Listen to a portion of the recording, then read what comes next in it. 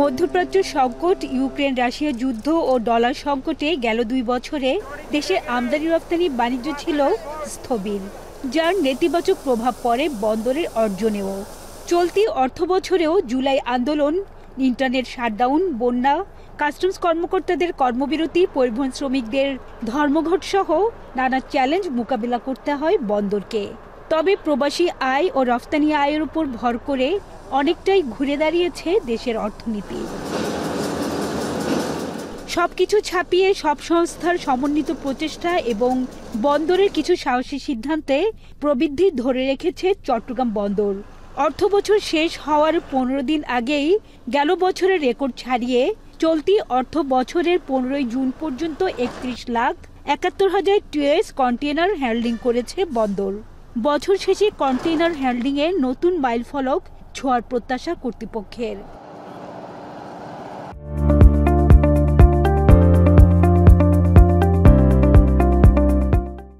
Container operating system আধুনিকায়ন, automation সুবিধা সহ বন্দর ব্যবহারকারীদের সহযোগিতায় এই সাফল্য বলে মনে করছেন সংশ্লিষ্টরা। যন্ত্রপাতির স্বল্পতা কাটিয়ে উঠলে আগামীতে বিশ্বের বুকে চট্টগ্রাম বন্দর হবে মডেল পোর্ট। বন্দর তো সবসময় আমাদেরকে সাপোর্ট করছে, কোনো রকমের সমস্যা ছিল না, কিন্তু দীর্ঘ বন্ধের সময় আমরা যেই সমস্যাটা হয়তো ভেবেছিলাম যে লেবার সংকট হতে পারে, হয়নি। আমরা 10 দিন ভালোভাবে কাটিয়েছি, বন্দরও আমাদেরকে সাপোর্ট করেছে। অনেক যন্ত্রপাতি এখন আসতেছে, কিছু আসছে গিয়েছে, আরও আসবে।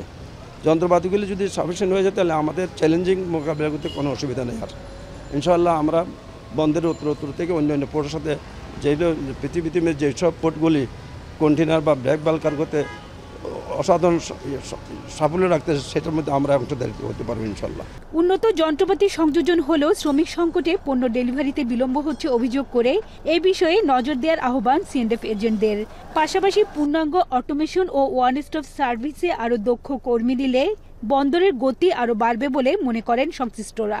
ওয়ান স্টপ সার্ভিস আমরা মোটামুটি সন্তুষ্ট, কিন্তু ওখানে অনেক সময় সঠিক জায়গায় সঠিক লোক পাওয়া যায় না।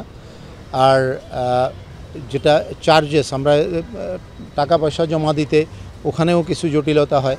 তো এই জায়গাগুলি যত্নশীল হলেও একটা রেজাল্ট আসবে বলে আমরা মনে করি। গত অর্থ বছরে বন্দর কন্টেনার হ্যান্ডলিং করেছে 31,68,000 টিএস।